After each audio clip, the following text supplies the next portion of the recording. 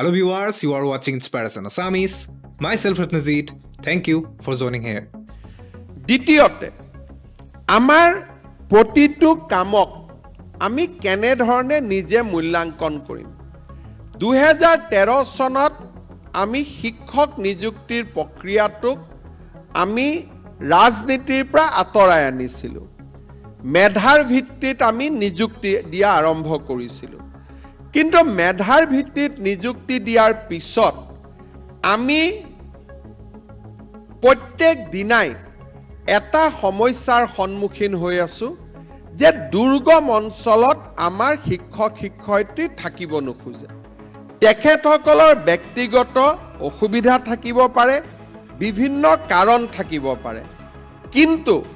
সেই কাৰণবিলাকৰ পিছতো আমি এটা কথা চিন্তা কৰিব লাগিব যে আজিও অসমৰ 2000 খনতকৈ অধিক স্কুলত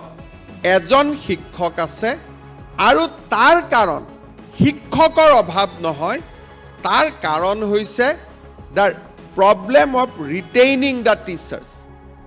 কেতিয়াবা আমি যিকোনো সভালৈ গলে সাউথ সালমাৰা ধুবুৰী গোৱালপাৰা বৰপেটাত নিযুক্তি পোৱা শিক্ষক শিক্ষয়িত্ৰী সকলে তেওঁলোকৰ পিতৃ মাতৃ সকলে আমাক ৰাজনৈতিক মানসিক সামাজিক মাধ্যম WhatsApp এই গোটেইবিলাক মাধ্যমৰ জৰিয়তে হেঁচা প্ৰয়োগ কৰে যে এই বিদ্যালয়ত আমি থাকিব নোখোজো আমাক ট্ৰান্সফাৰ কৰক তেখেতসকলৰ ব্যক্তিগত অসুবিধা আমি বুজি পাওঁ কিন্তু এটা কথা আমি জানিব লাগিব যে সৰকাৰ হিচাপে সাউথ সালমাৰাটো আমি শিক্ষক দিব লাগিব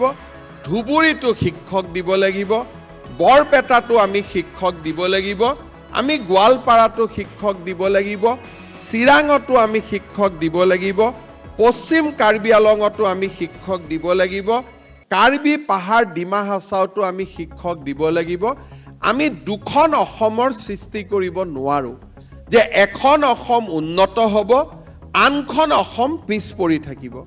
ইয়াৰ সমাধান কি হ'ব পাৰে মই শিক্ষা বিভাগক আহ্বান জনাম যে এজনীয়া শিক্ষক থকা স্কুল বিলাকক লৈ আপোনালোকে এটা বেলেগ কেডাৰ সৃষ্টি কৰক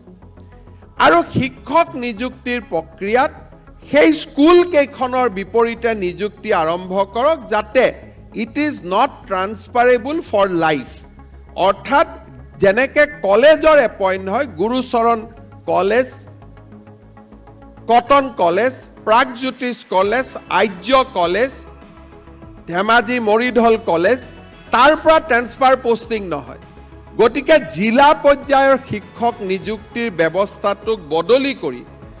অন্তত অসমৰ 3000 প্ৰাথমিক বিদ্যালয়ত by the name of the school আপোনালোকে এডভাৰটাইজ কৰক তেতিয়া যাৰ মনত ইচ্ছা থাকিব তেওঁলোকে গম পাব যে আমি ডিস্ট্ৰিক্টত এপ্লাই কৰা নাই আমি ষ্টেটত এপ্লাই কৰা নাই আমি অমুকখন প্ৰাথমিক বিদ্যালয়ত আবেদন কৰিছো